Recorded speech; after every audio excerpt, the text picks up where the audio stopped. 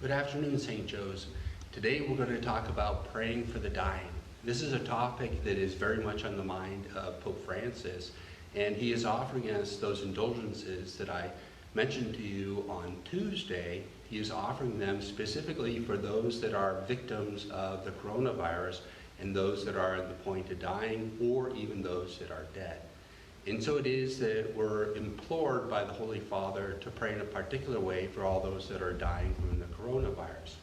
And I've been reading some of the testimonies of people that have recovered from the coronavirus, and it is an unpleasant experience to say the least. One of the effects of the coronavirus is a lack of breath.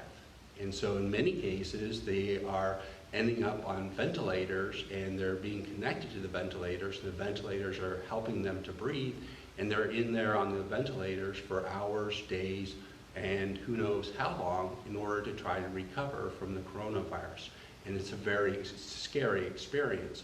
Many of these people are also isolated from all of their loved ones, and in the case of those that are dying from the coronavirus on ventilators, they're not comforted even perhaps by ministers of their faith. And so it is that we're asked to join together in prayers and offering up support, spiritual support, for those that are dying, especially of the coronavirus. Because as you know, somebody that's on a ventilator in a scary situation, possibly dying, this can lead to many questions of their faith and might even lead them to despair. And so it is that one of the prayers that's very important to pray during the time of somebody's preparing for death is, as you know, the Chaplet of Divine Mercy. In the case of Saint Faustina, she was actually received a revelation from our Lord Jesus Christ about the value of the Chaplet of Divine Mercy, and she was transported to the deathbed of a man, and he was there in despair. And she quickly began to say the Chaplet of Divine Mercy, which, as you know, doesn't require very much time at all.